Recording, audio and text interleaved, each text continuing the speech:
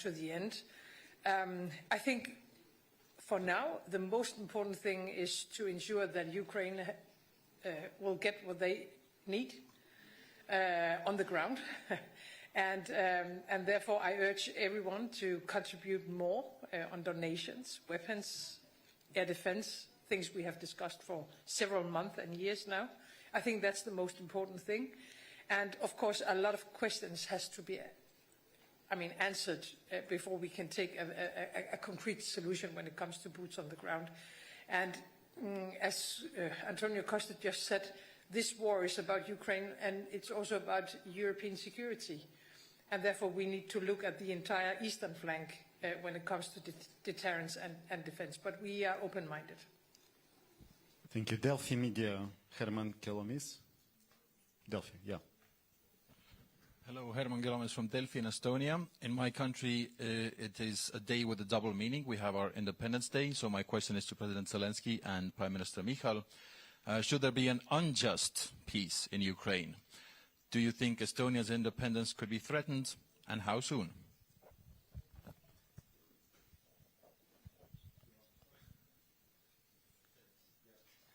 Thank you. It's your birthday, you start. Yeah, it's Estonia's birthday today, 107. The short answer probably would be that all of EU and NATO are under threat if Russia's and Putin's goals and objectives will not be changed. Longer one probably is that Estonia knows its neighbor well, as everybody does. We have invested in defense for many years, and we will. Our aim is to go to 5% of GDP. Next year it's probably near 4 already. And we know that independence is invaluable. That's why I'm here, not in Estonia celebrating Estonia's birthday, to support Ukraine, because we have the common enemy and common fight. Ukraine is fighting the fight also for Europe and Nordics and Baltics, everybody. So to answer the question, the unjust peace probably would hit everybody, also United States, because Iran, North Korea, everybody would assess that they can do whatever they want. So everybody in this probably are together. And the EU and everybody, just a thought that if you count the men who bear arms in Russia right now, if the war would end right now, there are more than it was before the war. What will they do? Will they become physical education teachers? Probably not. They will find new jobs. So this is a threat all over the world. Before the war, it was called Wagner's, whatever they were called. But right now, it's somewhat different. So to conclude, European Union, NATO, everybody in civilized and democratic world are under the threat until Russia is forced to change its goals. Thank you. Again, my congratulations to you, your country, your people. We are very proud that today you are here in such a special day. Thank you so much, and my congratulations, and God bless. You'll never have a war. And what is very important, I think in risk, answering your question, yes, all the countries which been before 1990, 1991, which been under Russian influence.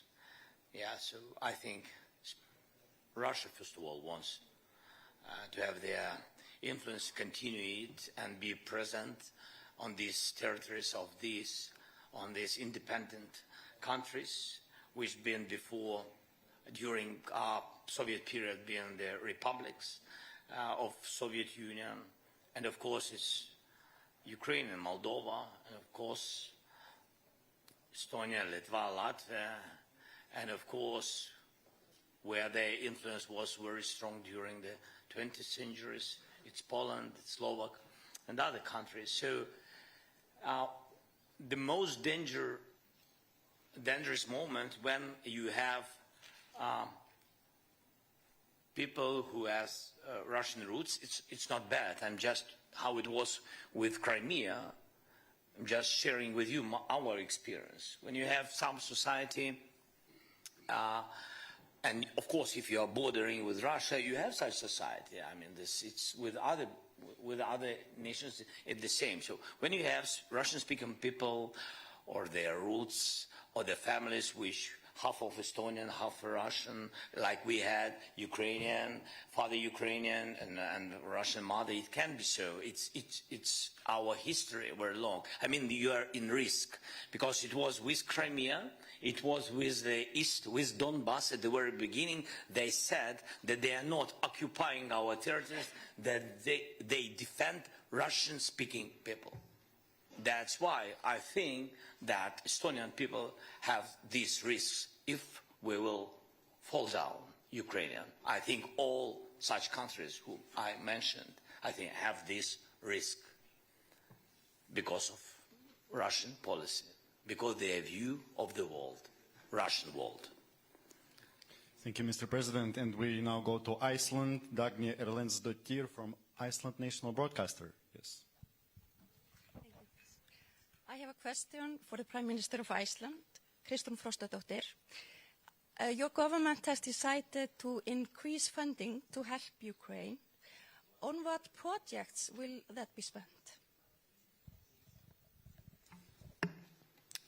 Thank you. Yeah, so this is, we're obviously very much aware of our geographical situation in the world. And even though we might be a small country, we think it's very important that we show through direct action, not just with words, that we're stepping up.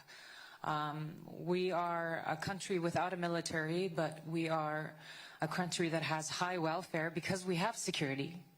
And I think there's increased understanding that defense for peace in Europe is extremely important.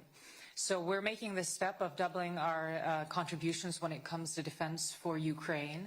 And our hope is that we will mostly use these funds to go through the Danish initiative, which we know has been very effective, both financially and for the Ukraine, but also through our demining efforts that we've worked on with Lithuania. So that will be our chief focus. But then we are also obviously supporters through the MB8 of the brigade.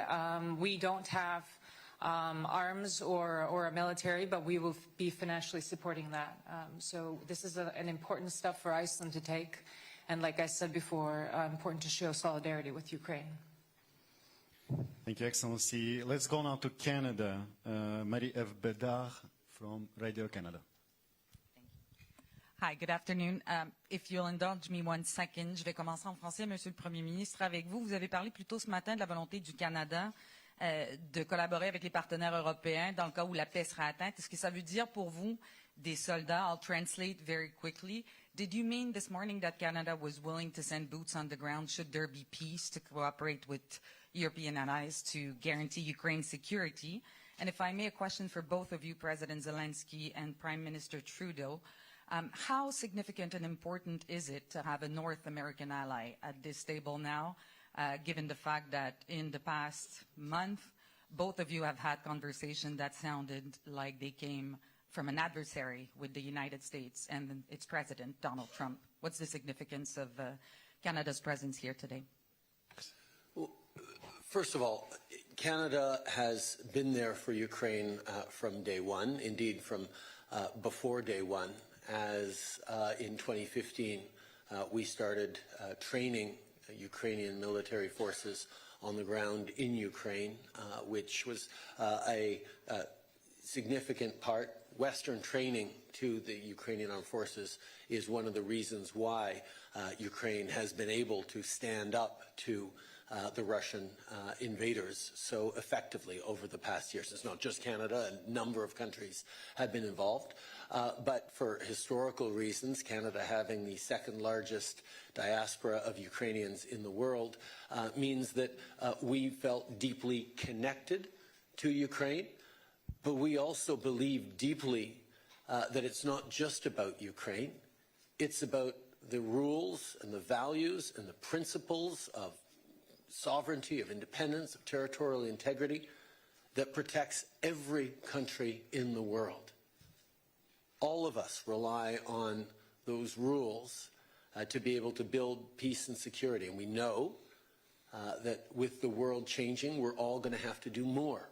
around peace and security. One of the key themes that we heard today, as we've heard from many, many partners around the world in NATO and elsewhere over the past number of years, is people are going to be doing more on defense.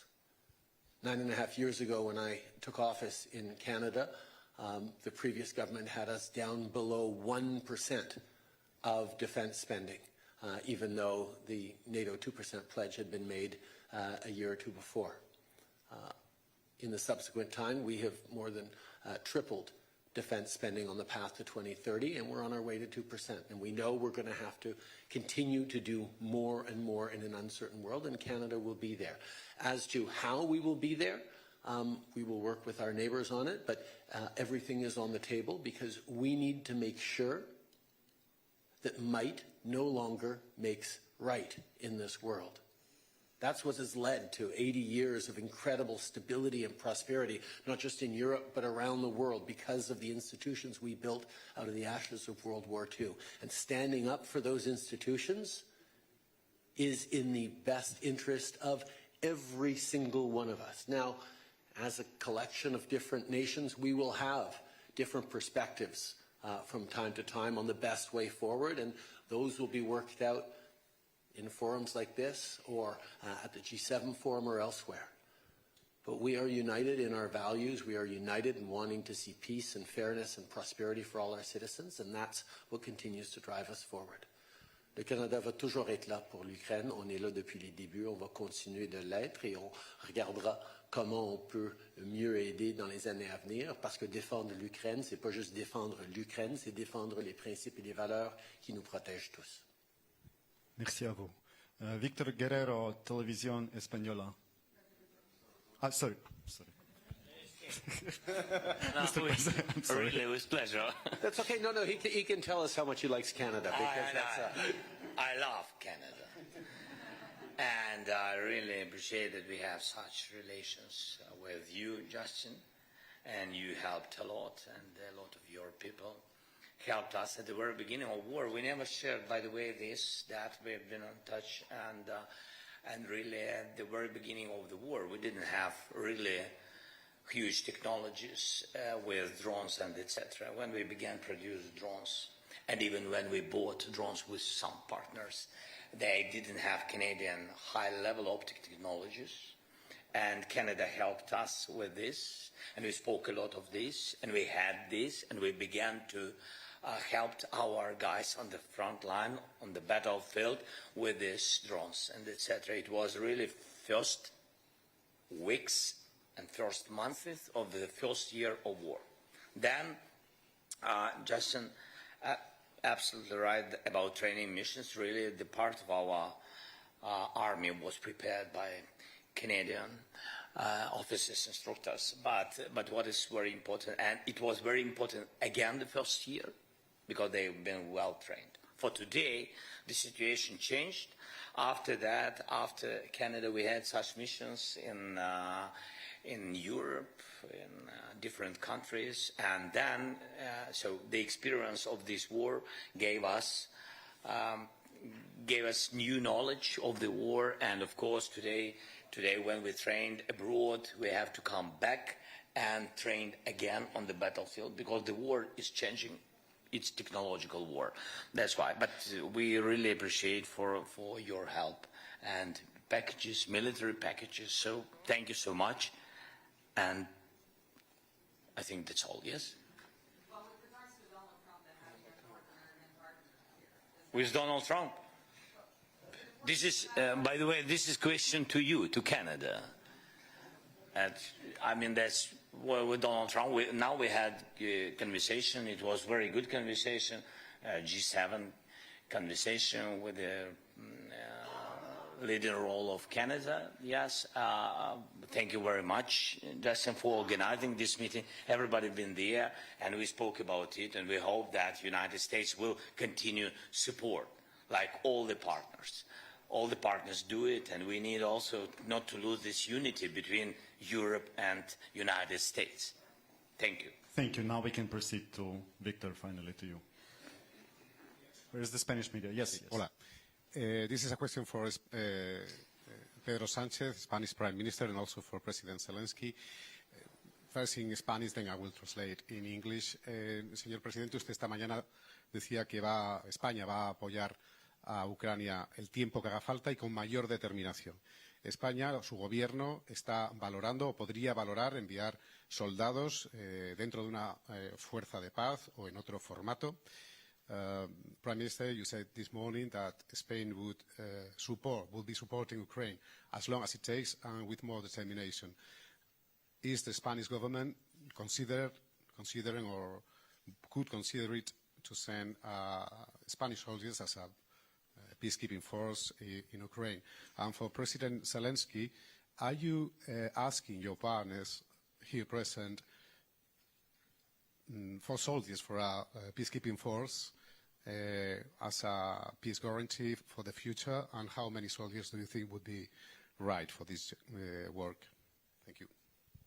Well, thank you, Victor, for your question. I would say, because this is not the first time that I have to answer to this question, and I guess all the rest of colleagues, but I would say that first things first, and step by step. No, I think that now we're focused on what we are, which is to open a genuine peace negotiations talks.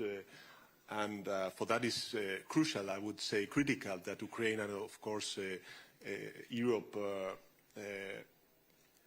are implicated in the negotiation process. Second, I think it's critical for all of us to provide the security guarantees to Ukraine in order to reach that common goal that we have, which is to have a last and just peace for Ukraine and for Europe. So you know, I think these are now the questions that we have to answer, and we welcome, of course, this window of opportunity that now we have in order to speak about peace.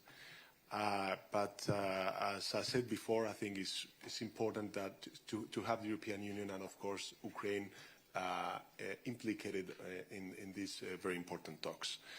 And as I said during this morning, of course, you know, in 2024, Spain signed a very important bilateral security agreement with Ukraine that will last for the next 10 years.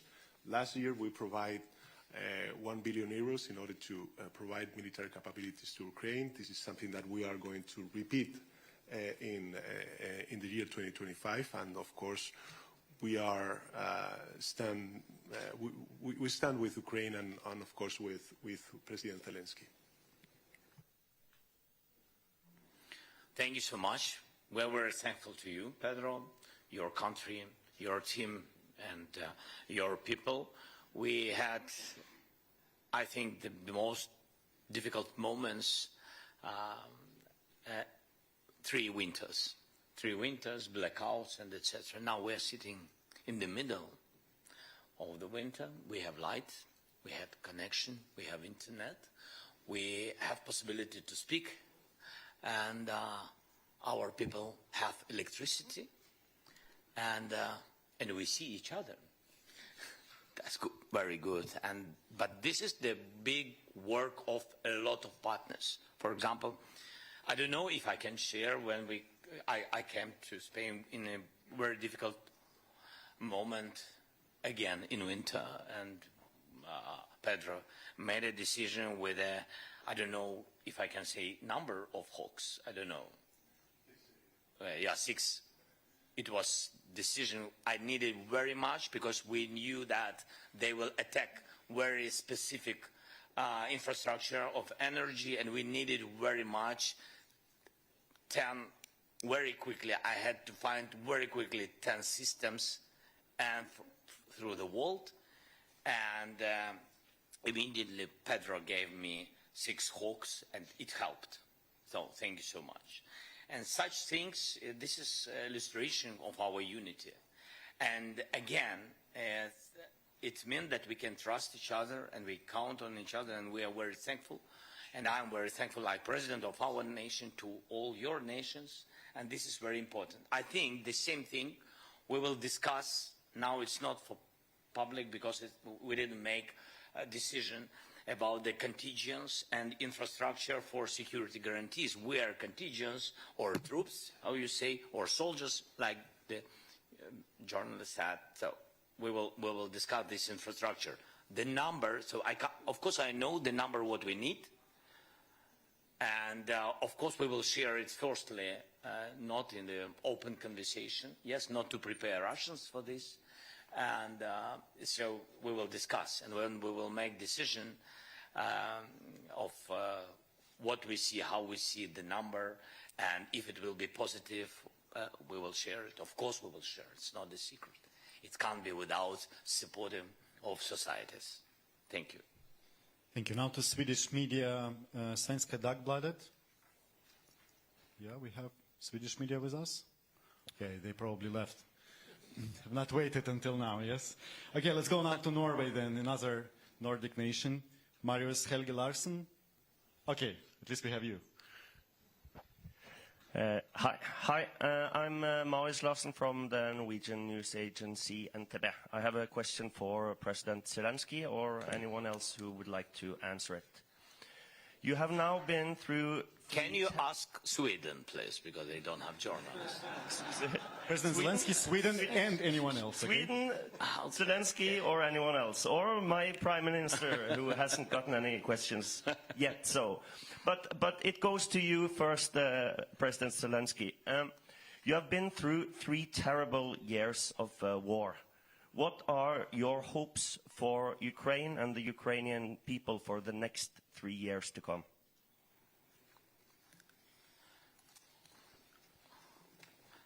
We hope that we can finish this war this year, not in 3 years. It's very, very difficult. Very difficult for all our nation to go through this war, but with all respect to our soldiers and our people. So I can't speak about 3 years. If we speak about how to prepare security because of the Russia, they can come back in 10 years. If we will not be prepared. They will not come back if we will pressure them, put them to their place, to their territory. And if Ukraine will be in EU and in NATO in closest years, of course it will help us very much. And I think that they will not come back if we will have strong army and strong allies and strong unity, to my mind. Because they will never, forgive the world that they didn't win. And you see that they will not win. Thanks. Thank you. And what about Sweden? Yes, you have a question to your Prime Minister or not? If not, we will proceed. No? I think everything was so clear. Okay, yes. I have a question for my Prime Minister as well, Jonas Gahr Støre. Today, your colleague Mette Frederiksen in Denmark said that 3% of the budget to defense is not enough. You have set the goal to reach 3% within 2036. Do you think that is a fast enough pace? Well, I think we have made that significant shift of lifting us far above 2%. First, we were among countries that did not have a plan. Then we had a plan, then we moved beyond. We are now about 2.5, and we may reach 3% before 2036, by the way. I think we may need to invest more in defense, and I think that debate should be on figures, but also on quality and capabilities. Because if we get lost in figures, we will have 32 allies with silos and percentages. What we need to do now is to deliver on what we have agreed at NATO, in Vilnius and in Washington about regional plans. So we work now with Sweden and Finland in the north of the Nordic region to make sense of our capabilities in defending the Nordic part of the Nordic region. And we debate with our Danish friends and our German friends and our British friends that around the North Sea we should also have investment in the best capabilities. That may also lift percentage, but I would really like to see the output as the most important. Thanks. Thank you. Let's go now to Finnish media. We have with us Jonas Imonen from Ilta-Sanomat, right? Yeah. Yes, thank you very much. Jonas Imonen from Ilta-Sanomat, Finland. Question for President Stubb and Mr. Zelensky. Mr. Stubb, you said earlier today that there are now mixed messages and signals coming from the US in support of Ukraine and also defense of Europe as a whole. Mr. Stubb, what do you think that's going to be Finnish role and responsibility for future for European defense? And Mr. Zelensky, do you think or believe that Europe will and should be able to replace US support if needed? Sure. Perhaps I'll answer through 2 points. I'll answer the question to Vladimir first. I think we need to get our facts right. When you look at support for Ukraine throughout this war, Europe stands, as Commission President Ursula von der Leyen said earlier, at about 134 billion euros, more or less. The United States, roughly around 114 billion. I look around this table and I see NBA, so 5 Nordic countries and 3 Baltic states. We're actually at 26 billion euros, roughly speaking. So that's about a fifth of what Europe has supported. So yes, to a certain extent in the future, we're going to have to take more responsibility, but to get bogged down in who has given more, I think is the wrong tack. The second point I have to make, it's not only about the material support, it's also about having skin in the game or having some kind of a plan. I think Norwegian Prime Minister Jonas Gahr Støre put it quite well earlier when he said that we Europeans can't complain our way to the negotiating table. And my worry is that in the past 2 weeks, when we've seen a shift in the transatlantic partnership, and you'll know that I'm an avid transatlanticist, we have to wake up to a new reality. And then the question is, how do we get skin in the game? How do we get involved? I think a good start is what President Costa has done, is to call a European Council. Because right now, European diplomacy is rather cacophonic. It's all over the place. That's why I have, together with some colleagues, proposed that we sit down and think about a plan. And in my mind, that plan or sketch goes in 3 phases. The first phase is the pre-negotiation. That's where we are right now. This is when we have to think really hard how we put more pressure on Russia and basically how we support Vladimir and Ukraine and what kind of security arrangements we have. And if I may, just as a side note, I'm getting a little bit frustrated about this debate on boots on the ground, because that sort of misses the whole point. That is that the strongest boots on the ground in the world right now are with Ukraine. They have the land forces. Then it's a question about which phase and how Europe will come to support Ukraine. In the air, in the sea, with reconnaissance, with intelligence, etc., etc. The second phase of the plan is when the ceasefire begins. And that's actually quite crucial, because that's when you start looking at the modalities and the agenda of the actual negotiations. And that's when you start looking at confidence-building measures. And then the third phase is the peace process. And that's when you start talking about the big issues of territory, and that's when you start talking basically about recompensation, about justice, which President Zelensky was talking about earlier. So what I'm trying to say is that I think we in Europe, we need to get our act together. And in order to get an act together, you have to have a plan to the Americans, because if you don't have a plan to the Americans, you're not going to get involved in negotiations. And right now the negotiations are happening above our heads without any kind of a plan and strategy. That's why I think this meeting has been extremely important, and that's why I think that the next 2 weeks are crucial also about the future of European security. And there was another, yeah. Just some words. I think that you are sorry that I'm telling but I think that you are neighboring the same problem. Yes, and that's great. So that's big success that you are in NATO. And my congratulations to Sweden. And also, that's why, so we are very thankful that we have such close partnership with Finland, with Alexander. And of course, you gave us a lot of packages during this war. and it was very important, useful. I can tell you, especially, by the way, first year.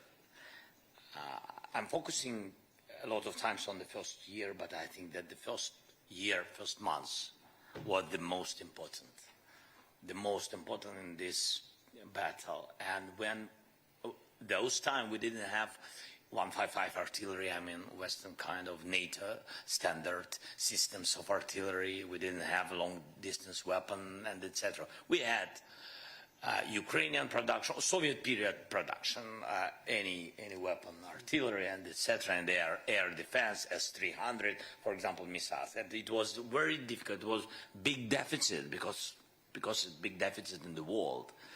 And Finland helped us very much, because really we found only some countries who had it in their storages. Yeah, so it was very important, especially those months, those first weeks and months. And about your neighbor, and I think, and of course, Ukraine will be always thankful for this and never forget it. And I think those experience of such enemies or such problematic neighboring, how to save the border, and you have very long border with Russia, and that's why I think our experience of how to defend the contact line or defend the front line, and the same technologies how to defend the border. I think this experience, our experience, will be very useful for your country. It doesn't mean that you will have a war, but it's more safety. I think so. Thank you. I was told we have another question to Prime Minister Christensen from Ukraine Forum. Yes, the floor is yours.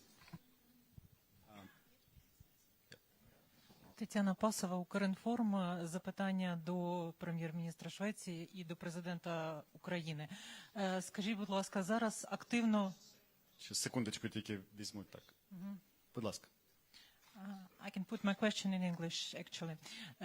Today, President Nauseda stepped with the initiative for Ukraine to become a member of EU by 1st of January of 2030.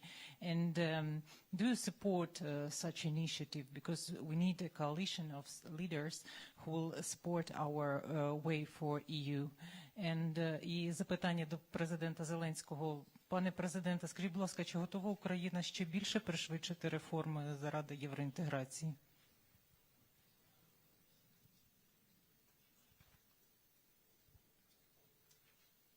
Was that for me? Okay, yeah, sure. Yeah. Well, obviously we have we have the phrase of a merit-based process, and since there are a lot of merits, there is a good reason for speediness in the process. So that's very easy. And I really wouldn't mind to have a very specific date. I think there is an urgency in becoming a European Union member, and even more so if there is put at doubt whether Ukraine will be allowed into NATO for every country. So I think the European Union accession is an urgent need.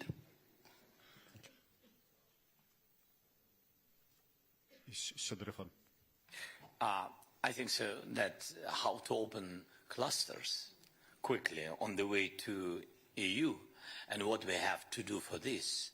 I think all the answers can give you really the President Ursula von der Leyen.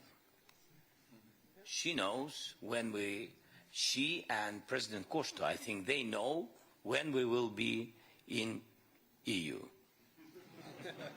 Really? No pressure. They are decision makers. So. Yeah, but perhaps I may add, I am now witnessing many different accession processes. I must say, I'm so deeply impressed by the speed and the quality with which this country, Ukraine, is reforming and doing all the necessary steps, and these are hard steps, and this is a lot of hard work, while fighting a war of survival is really impressive.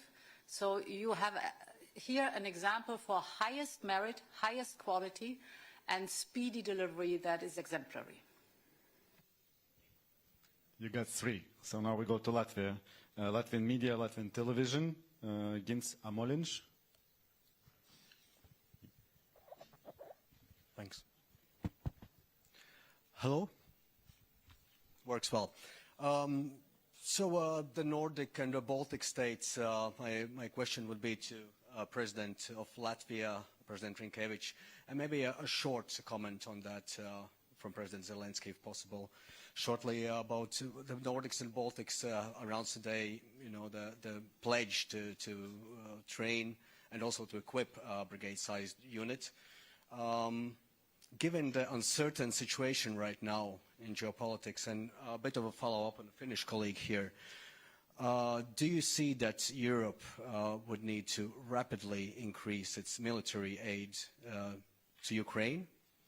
And is Europe capable of doing that? Thank you. Actually, those are very easy questions. Yes and yes. But I think that for the second, what we really need is to, first of all, get a very clear message to the defense industry that we are going to spend more. Because what defense industry needs, a clear commitment. Number two, both on the national level, less at the European level, we still are experiencing all those procedures. Sorry to say, but I think that we need to get out of this kind of mode that we are very much process-oriented, but to move to the results-oriented. I do believe that we can do that, and I do believe that we must do that, and I do believe that we will do that.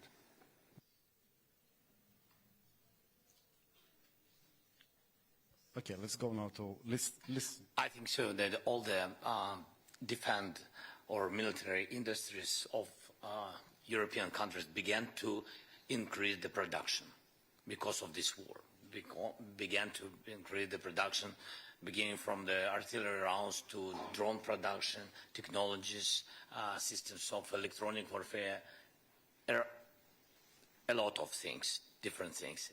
But how to do, but it's not enough, and how to increase more quicker and be comparable with Russians is to invest more to Ukrainian production. Because our economy, we have military economy for today. We just produce, for example, like drones. We have 200 private companies. 200, it's a lot. Even small companies, they need financing, and they produce quicker than our government production. It's understandable because without any bureaucracy, they just produce and help soldiers. And by the way, they help directly to the front line. What is important, they don't produce and just to give government, and then government think how to send it to the front line. So there are a lot of quick ways. For example, we did one thing. So I began to pay money directly to brigades. It's one of the versions how to help them to produce quickly, and they really do a lot of things. And they buy and produce. There are brigades on the front line which produce at the same time. So really very sorry if I'm using not correct word, interesting, but it's incredible. So that's why we need additional financing for our Ukrainian production directly to private sector. Now to Lithuanian media, LRT, Augustinas. Yeah. Thank you for opportunity. Question for Lithuanian President. I also would like to ask you about, peacekeeping force possibilities in Ukraine. We see that it's hardly likely that anytime soon we can see this coming from EU or NATO frame. Are you willing to take a unilateral decision, like, for example, United Kingdom is talking about? And also I want to ask President Zelensky, looking around you today, around this table, do you think that this Nordic-Baltic region is playing more and more significant role in support for Ukraine? Thanks. Lithuania is ready and will be ready to support Ukraine under any circumstances. And even now, as we speak, Lithuanian people, ordinary Lithuanian people, are accumulating financial resources in order to buy the drones for Ukraine. So my country is not tired and will be not tired in supporting Ukraine. When it comes to the decision you mentioned, I think we have to answer to the three questions, first of all. We need the clarity about the mandate of such forces on the soil of Ukraine. Are we speaking of peacekeeping or peace enforcement? There is no peace yet, and even the ceasefire is not a reality, unfortunately, so far. The second question, and the answer to the second question is, are we ready to enforce the ceasefire? So the force must be real. The first time the peace is violated or ceasefire is violated, the retaliation must be immediate and strong. Otherwise, we compromise and we discredit the very concept of the security guarantees. And the third question is, are we ready to back each other? Or, in other words, unity is vital. Europeans with the backing of the United States would be ideal solution. Are we there? I have my doubts. Maybe my doubts will disappear in the coming weeks or coming months. At least I'm looking forward to the Hague summit. I hope there will be positive news from this summit despite all our reservations. So I think the question is a little bit too premature, but when it comes to the training mission, Lithuania is already there. Our experts, military experts, assist Ukrainians to improve their professionalism and fighting capacities. They are there, and we already answered to this question positively. And if you allow me, I will comment my initiative on the date of European Union accession, Ukraine's accession into European Union. You know, this is a matter of political commitment.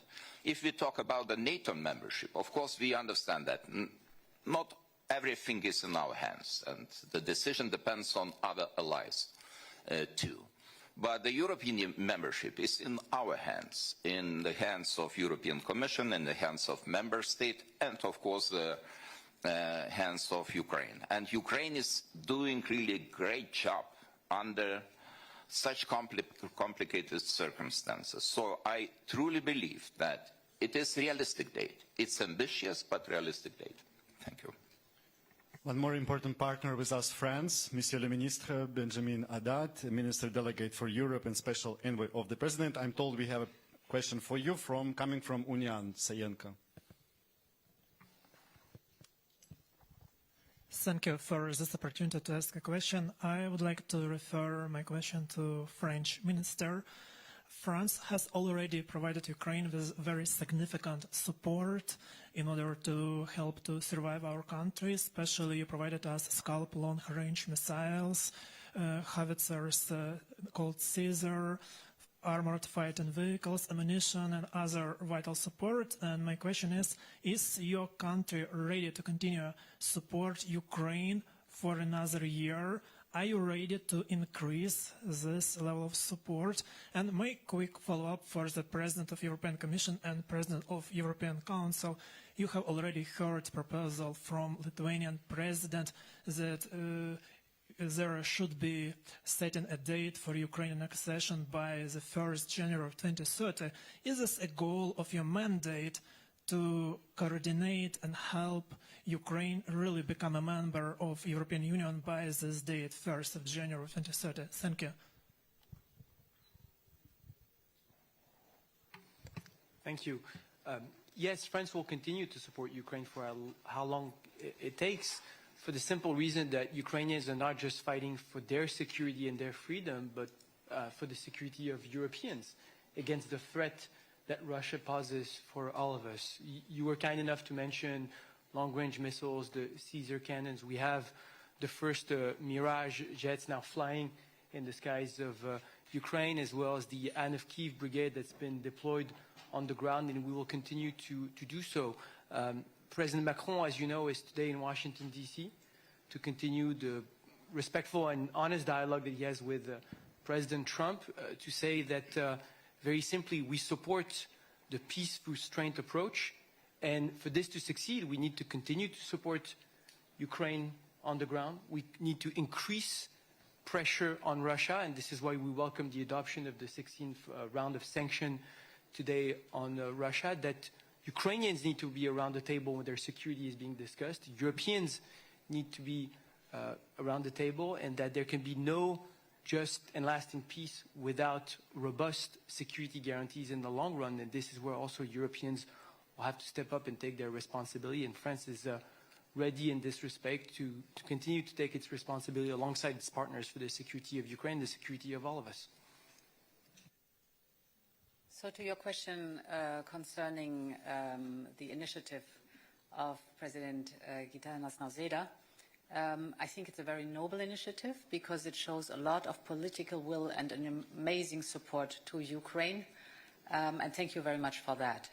The process of accession, we always repeat, is merits-based. Basically, it says there are certain conditions and reforms that you have to do and you have to implement them so that the conditions are right for an accession. And it's good for the European Union and it's good for the accessing country. So that is always necessary. What I want to emphasize is that if you would just only set a date, then it would also mean the other candidate countries would ask immediately for a date and not a process anymore. But again, I really appreciate the political will that is there. I would even say Ukraine, merits-based process, if they continue at that speed and at that quality, perhaps they could be earlier than 2030.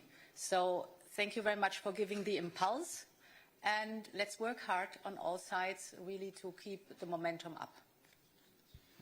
We're almost out of time, but we have one more question for President Zelensky. Sorry, if you allow me. I'm sorry, President. For sure, Ukraine's accession to the European Union will be the most important security guarantee for the future of Ukraine. And we have already decided that this new institutional cycle will be the institutional cycle of enlargement to Ukraine, to Moldova, to Western Balkans, and we don't know, with Georgia. It's a merit-based process, and we are working hard from the European Commission to the different candidate states. And it's very impressive what Ukraine is making. Because in fact, Ukraine are writing a new playbook how to make reforms at war times. And this is very difficult to imagine. But we are very committed, and I'm sure that the different member states, the European Commission, and Ukraine, Moldova, the Western Balkan countries are working very hard to deliver on this enlargement. And we need also to work among us to make the necessary reforms to welcome, well, these new member states.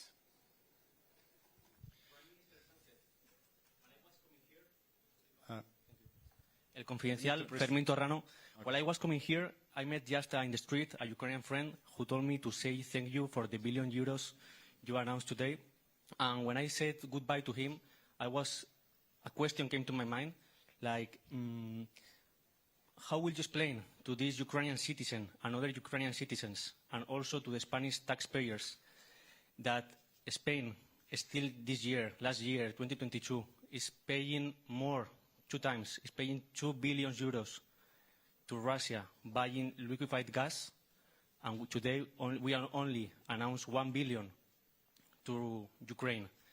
And so I would like to ask you, what will you tell to him, to Spanish taxpayers, because this money is still helping to fund the war? And to President Zelensky, I would like to ask that you said trust with partners is very important. So I would like to know, how do you feel with partners that still pays money, a lot of money, more money than they give to you, to the enemy, or partially at least? Thank you very much. Thank you. Well, thank you for the questions. First of all, Spain has supported all the sanctions packages approved by the Council. and we've been very constructive and positive in order to increase the pressure on Russian shoulders in order to stop the war. Second, you're talking about private contracts, but the political will of the Spanish government, and I would say the Spanish society, is to reduce and diversify our energy dependencies towards other countries. And we have done so. We have done so. Our main provider is now in North America, not only the US, but also Canada. And last but not least, I would say that that we have committed ourselves as Spanish government to devote 1 billion euros for the next 10 years, each year, in order to provide that military capabilities to Ukraine. So, you know, we are supporting Ukraine, we are supporting President Zelensky and his government, and I do believe that even if we're far away from the front line, because we are coming from the Iberian Peninsula, we have also a good representation of the Iberian Peninsula with the President of the Council, Antonio Costa, and myself. I think that people in our society understand quite well the importance of defending and providing this support to Ukraine and its people in order to guarantee that peace and security in Ukraine and in Europe. And by the way, you know, when it comes to enlargement, since we come from a country which became a member state of the European Union back in the 80s of the 20th century, we're always open and very constructive in the approach of the enlargement of Ukraine, Moldova, and Western Balkans. So, you know, I think that, and this is not because it's the political will of the government, it's the political will of the Spanish society, which really feel that solidarity before, when we were, you know, with some problems, and nowadays, when other countries, such as Ukraine, need that solidarity. And I'm also very happy that we agreed with President Zelensky to open a Ukrainian hub in Spain, since we are the fourth largest country in the European Union receiving Ukrainian refugees in our country, to provide that services not only from the Spanish government but also from the Ukrainian government. Okay, and one last one to wrap up from the Ukrainian media to Ukrainian president. 1+1, прошу, слово вам. Пане президенте, ви не раз говорили про те, що Росія насправді абсолютно не прагне миру, і, власне, в підтвердження цих слів сьогодні маємо картину, коли тут об'єднаний світ збирається для того, щоб поговорити про мир, поговорити про домовленості, вирішити нагальну проблему. Росіяни в обличчі Лаврова говорять про те, що ми не проти, щоб Європа була на перемовинах, проте ми все одно не припинимо вогонь, якщо не задовольнять все, що хочемо ми. Тобто позиція у них конкретна. Ви сьогодні згадали і сказали про те, що хочете, аби до кінця року ми мали мир. В зв'язку з такою позицією росіян, взагалі, наскільки вірогідна перспектива такого швидкого миру, хоча б до кінця року, ми не говоримо про тижні. І дуже часто минулого тижня звучала фраза про те, що треба йти на поступки. Для України яка межа між поступками і яка межа між примусом до миру, який може бути зрадою, як сьогодні зауважив ваш чеський колега? Дякую. Дякую за запитання. Ну, це ж не перший ультиматум Російської Федерації. Я, якщо чесно, навіть не чув, або, ну, ті самі слова ми чуємо там кожного тижня. Нічого нового немає. Всьому треба робити своє, треба посилювати себе, посилювати розуміння, що ми можемо зробити в Європі, збільшувати виробництво, посилювати нашу армію, домовлятися з партнерами, безумовно, це без Росії, домовлятися з партнерами про гарантії безпеки для України, тобто будемо готовими до всього. І паралельно робити все, щоб дипломатичний трек, про який говорять і в Європі, і в Сполучених Штатах Америки, напевне, бачити щось, якісь можливості в цьому треці, але не порушуючи Конституції нашої держави.